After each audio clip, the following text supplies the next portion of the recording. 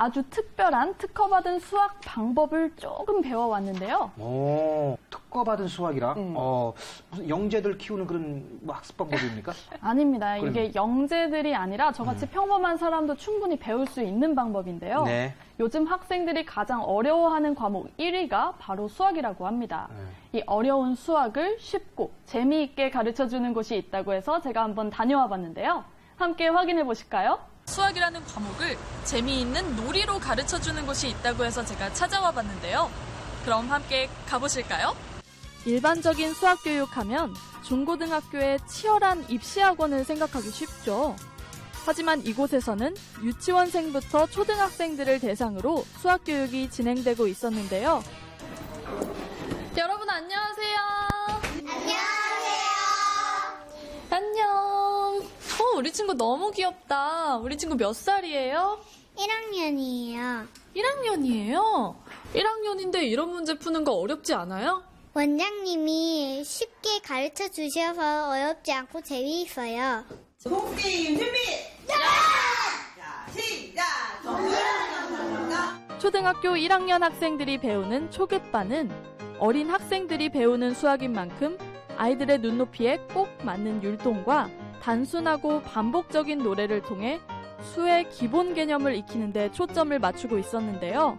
사칙 연산을 신나는 놀이처럼 배우니 흥미가 안 생길 수 없겠네요. 자, 그러면 선생님과 덧셈 뺄셈 화두들을 한번 해볼게요. 세 자릿수 덧셈을 스피드 퀴즈 하듯 척척 맞히는 학생들. 1991. 어떻게 하면 1991이 나한테 설명해 줄 수 있겠어? 4가 997한테 3을 주면 아, 3을 주면 1000이 되구나. 학생들의 풀이 방식은 이렇습니다. 997 더하기 994는 먼저 997을 1000으로 만들기 위해 994에서 3을 건넵니다. 그렇게 만들어진 1000을 남은 수 991과 합하여 1991이란 답을 내는 건데요.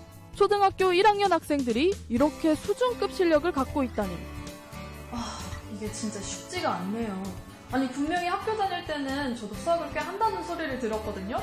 근데 어떻게 이렇게 어린 학생들이 저보다 수학을 잘할 수 있는 거죠? 네, 우리 초등학생의 수학 교과서가 70% 정도가 연산이라 해도 과언이 아닐 겁니다. 초등학교 시기는 두뇌 개발할 시기 아주 좋은 시기인데요. 저희 방법은요, 다양한 생각을 하면서 애들이 여러 가지 방법으로 이렇게 아이 생각을 발표하면서 이렇게 수학 학습을 하고 있습니다. 그래서 아이들이 굉장히 재미있고 흥미롭게 하면서 사고력과 창의력이 쑥쑥 증진되는 그런 학습법입니다. 또 다른 수업 교실. 이곳은 수의 기본 원리 개념을 익힌 초등학교 2, 3학년 학생들이 조금 더 심화된 수학을 공부하는 교실인데요. 근데 이런 거는 또 처음 보는데 굉장히 특별해 보이거든요. 이게 뭔가요?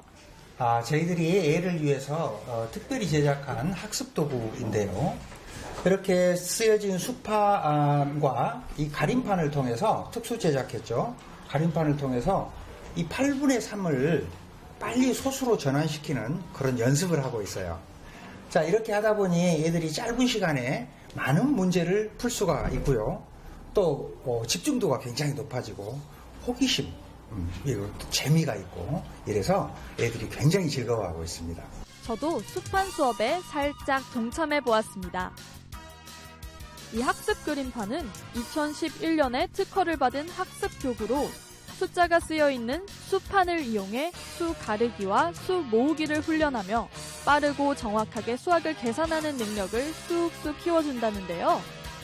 20분의 7 소수로 얼마일까? 시청자 여러분, 함께 맞춰보세요. 자, 해봐. 0.35입니다. 어떻게 0.3으로 나오는 거야? 20분의 1이 0.05인데 7번 곱하면 0.35가 나와요. 여기서 잠깐! 학생들이 특허받은 수판이 아닌 다른 수학 문제도 잘 풀 수 있을지 깜짝 실험을 해보았는데요.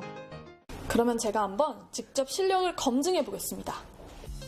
제가 직접 숫자를 써서 문제를 출제했습니다. 이거 제가 문제를 내고 있기는 한데 이거를 이 어린 학생들이 진짜 풀 수 있다고요?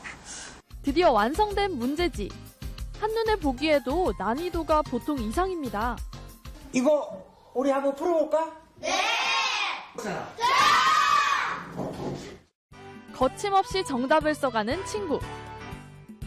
이 교육기관에선 이처럼 수 가르기와 수 모으기와 같은 원리를 체계적인 방법으로 배우며 자연스럽게 수학을 여러 가지 관점으로 바라보고 분석하며 사고를 확장하는 아이로 성장할 수 있게 도움을 주고 있었는데요. 저도 조금만 훈련하면 수학 영재의 길 도전해 볼 만할 것 같은데요. 그러면 여기에서 수업을 듣고 어떤 효과를 봤어요? 이런 좀 수학적 원리 같은 걸 배움으로써 다른 과목과도 좀 수학적 원리가 연계가 돼서 이제 수학을 잘하게 되고 좀 자신감을 가지니 다른 과목까지 더불어서 좀 재밌어지고 좀 실력이 느는 효과를 본 것 같아요. 8살부터 두뇌 개발 수학을 배운 김주혁 학생은 학교에서는 물론이고 광주시에서 주최하는 영재시험에 다수의 상을 수상했다고 합니다. 조금 더 자세한 이야기를 들어보기 위해 교육기관의 본사를 찾았습니다. 그렇다면 이 교육기관이 다른 교육기관과는 다르게 가지는 특장점이 있을까요? 네, 있습니다. 예를 들어서 연사를 지도할 때 덧셈이나 뺄셈을 한 가지 방법으로만 지도를 하잖아요. 그런데 저희 회사는 덧셈도 뺄셈도 곱셈도 나눗셈도 다양하게 5가지 방법 이상으로 지도하는 게 다르고요. 수학을 지도할 때 이 아이들한테 설명을 하고 강의를 하는 이 과정은 이해를 시키는 거고요. 그럼 이해시킨 과정을 아이가 학습을 통해서 습득이 되려면 아이 스스로가 배운 것을 설명할 줄 알고 그것을 말로 표현할 수 있어야 되거든요. 저희 회사에서는 그런 아이로 아이를 탄탄하게 만들어줍니다. 수학을 잘하는 원동력은 바로 흥미. 기본 개념부터 쉽고 재미있게 배우는 두뇌 개발 수학을 통해 내 안에 숨어있는 무한한 가능성을 재발견해보시는 건 어떨까요? 지금 우리 자녀가 수포자다라는 분들은 이제 학부모님들 보고 솔깃하실 것 같은데 네. 혹시 우리 아이들도 가능할까 한번 이야기 나눠보도록 하겠습니다. 네. 야후기 연구소장님 스튜디오에 모셨습니다. 안녕하세요. 안녕하세요. 안녕하세요. 네, 소장님. 특히 먼저 이게 특허를 받은 수학이라고 네. 얘기를 들었습니다. 이 정확하게 이 특허를 받은 수학이라는 게 뭔지, 그리고 이게 몇 살 때부터 하면 가장 좋은 건지 좀 얘기 좀 해주십시오. 네. 저희 그 수학은 생각의 다양성을 중시하는 수학입니다. 그래서 수학을 어떤 한 가지 시점으로 보는 게 아니라 여러 관점으로 본다는 거죠. 즉 풀이법이 하나가 존재하는 게 아니라 여러 가지로 존재한다는 거죠. 다양성을 인정한다. 그렇죠. 선진국이네요. 문화의 다양성을 인정하는 것은 선진국이거든요. 선진 방법입니다. 우리가 문제 해결력을 이렇게 볼 때 우리가 일상생활에서도 문제 해결력은 다양한 방법이 있잖아요. 한 가지만 있는 게 아니죠. 그렇죠. 그렇죠. 그래서 수학에서도 똑같다는 것이죠. 그러면은 제가 방송을 보니까 수판을 이용해서 아이들이 수학적 사고를 키우더라고요. 이 수판을 직접 개발하신 건지도 궁금하고 몇 살부터 또 아이들이 이런 걸 이용할 수 있는지. 네. 수판은 그 수판이 있고 거기를 가리는 그 숫자가 써져 있는 수판에 그 숫자를 가려서 가림판을 대고 하는 학습법인데요. 학습 도구입니다. 그런데 우리가 지면에서 풀이를 하는 것과 또 수판과 가림판을 이용해서 하는 것은 큰 차이가 있고요. 그 가림판을 이용했을 때 애들이 그 집중력 또 재미도 있습니다. 그래서 굉장히 호기심을 갖고 또 재미도 있기 때문에 애들이 거기에 깊숙이 빠져들죠. 그러니까 두뇌 개발하는 수학이네요. 그렇죠. 한마디로. 짧은 시간에 많은 문제도 풀 수 있고요. 몇 살부터 시작하는 게 좋을까요? 시기는 대개 우리가 애들이 학습 시기, 학습을 받아들이는 시기가 5세, 6세, 7세 이 정도가 시작하는데 아주 좋습니다. 5세가 좋을 수도 있고 6세, 7세 상관없습니다. 네.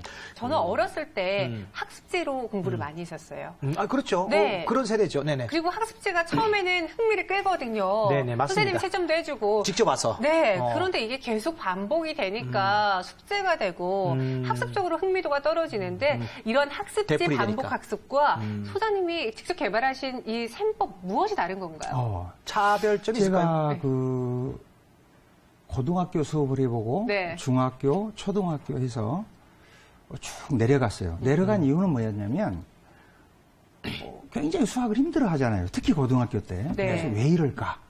그 원인을 이렇게 찾다 보니 거의 원인이 초등학교에 있었는데 초등학교 역시 또 수학을 힘들어 하더라고요. 그래서 봤더니 수학은 힘들어요. 7세까지 내려갔어요. 아, 점점. 네. 그러니까 바꿔 말하면은 기초가 안 돼 있어서 네. 계속 그걸 넘어서질 못하고 연쇄 반응으로 계속 어려운 거군요. 그렇죠. 아까 말씀하셨듯이 네. 어떤 상황에서 3을 계속 더한다든지 2를 계속 더하든지 이게 반복되는 거거든요.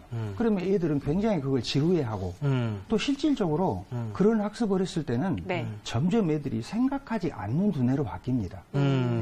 그래서 그것을 개선하는 무슨 방법이 없을까? 그래서 수판을 이제 이용했죠. 굉장히 고민을 했죠. 네. 그러면서 고안해낸 게 저희들이 저희 학습법, 두뇌 개발 학습법이죠. 네. 그러면은 이제 마지막으로 수학을 오랫동안 연구하고 또 가르치신 소장님께서 수학을 어려워하는 학생들에게 수학을 배워야 하는 이유, 왜 배워야 하는지. 최소한의 도구로 네. 최대의 상상력을 발휘해서 문제 해결력을 기르는 데 그 목표가 있습니다.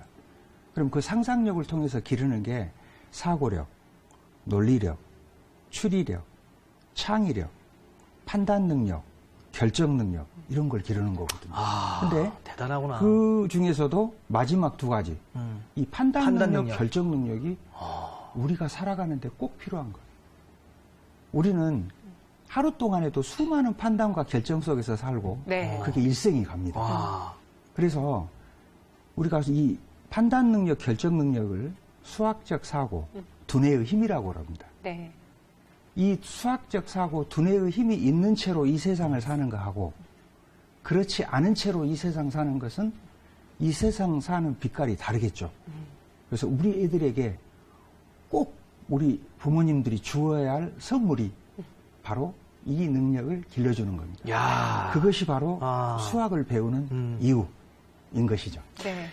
이 말씀 듣고 보니까 정말 이 수학 속에 네. 우리가 앞으로 인생을 살아감으로 있어서 꼭 필요한 철학이 담겨 있다는 게 고스란히 제가 느껴졌습니다. 네. 오늘 좋은 말씀 해주신 우리 양후기 소장님 그리고 송시은 리포터 정말 대단히 감사합니다. 네, 고맙습니다. 자, 저희가 준비한 소식은 여기까지입니다. 네, 저희는 다음 이 시간에 찾아오도록 하겠습니다. 시청해주신 여러분 고맙습니다.